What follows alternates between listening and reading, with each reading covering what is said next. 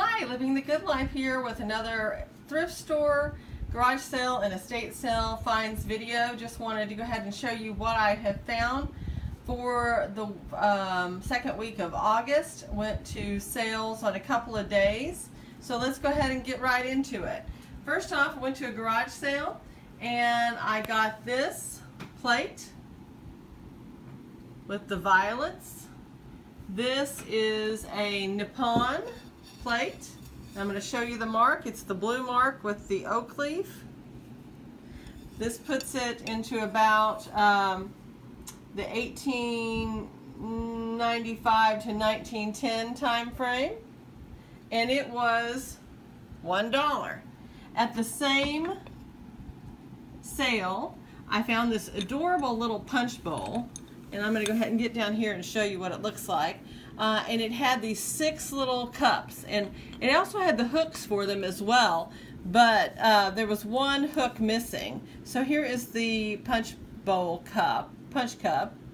It has got a cute little pattern on it. I do not know my pressed glass patterns, but I'm sure that this is pressed glass. I do not know the age. I don't know if this is a reproduction or what it might be, but it was only $2 for the punch bowl and the 6 cups. So I thought that was a good deal. I'm going to take this one cup off and kind of show you some detail on the punch bowl if it comes through at all. It's a little dark, but that's what I found at that garage sale. Went to another garage sale on last Thursday, and they told us to come back. They'd be putting out more jewelry, so I came back, found this 14 karat gold, and I'm going to go back and show you how long it is. It comes all the way out here. I should have measured it. It's probably, gracious, that's probably a 24 inch chain. 14 karat gold, Italy, it says. I tested it. It tested for 14 karat gold. It was $8. There's the sticker that was on it. And when I went ahead and did the calculations based on the weight, it came up that it would be worth about $106. So that was a good deal. I also got this necklace, and it is marked,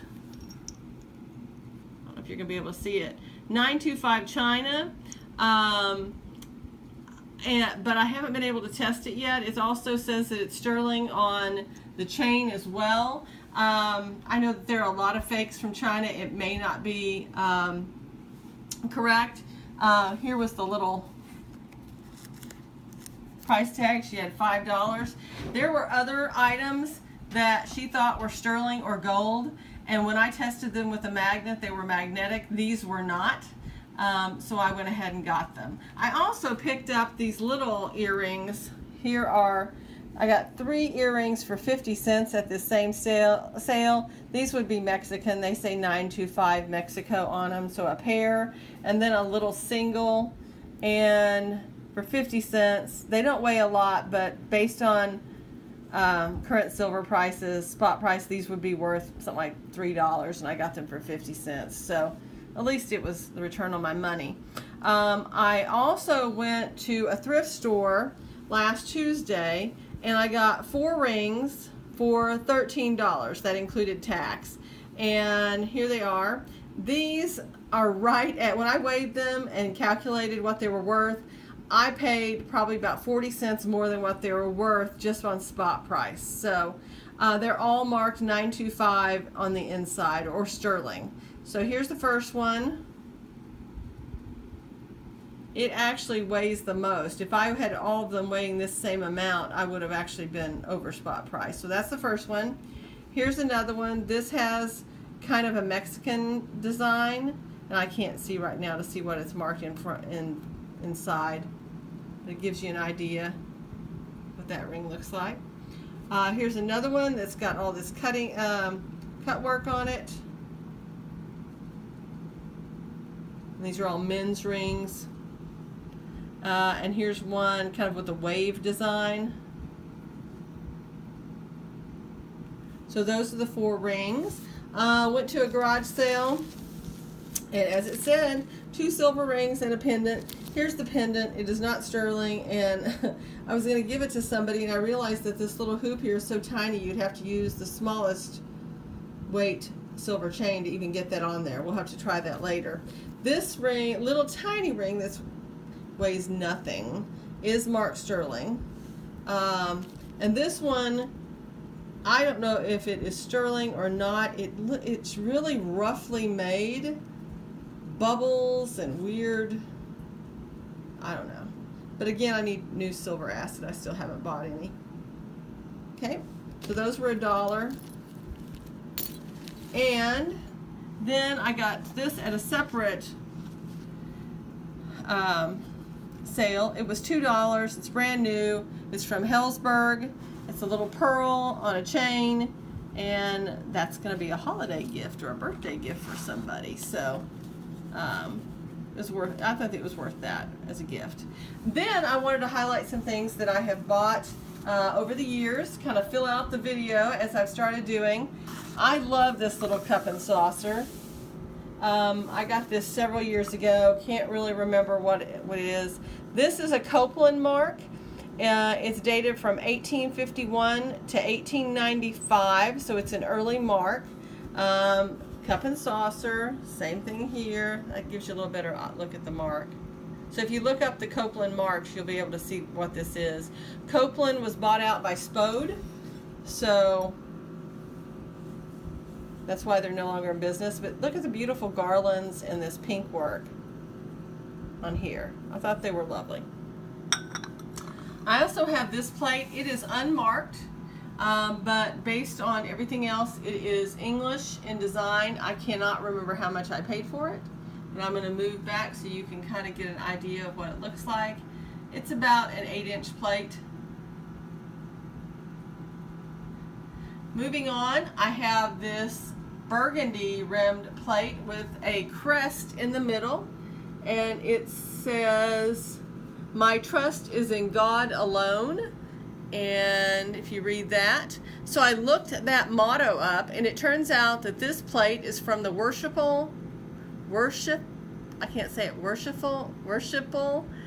company of cloth makers in London. That's their crest.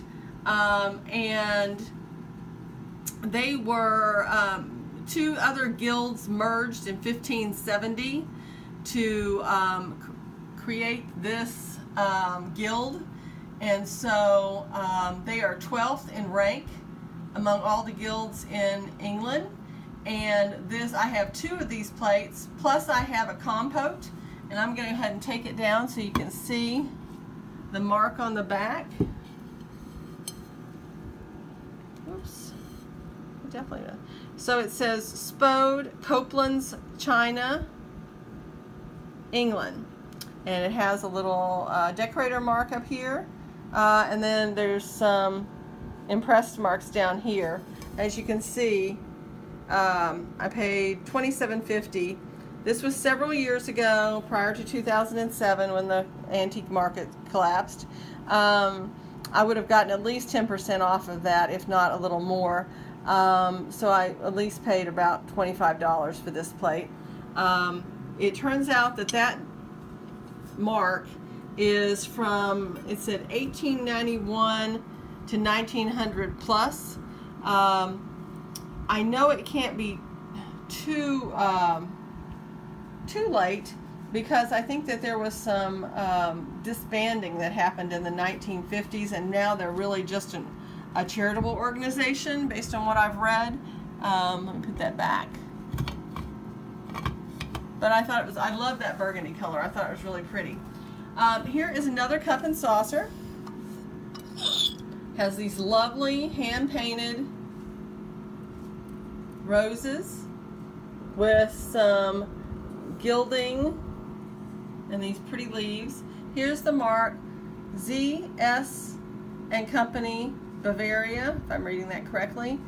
It's like Zoll Schuller and Company, and it also says Royal Munich as a stamp there on the side.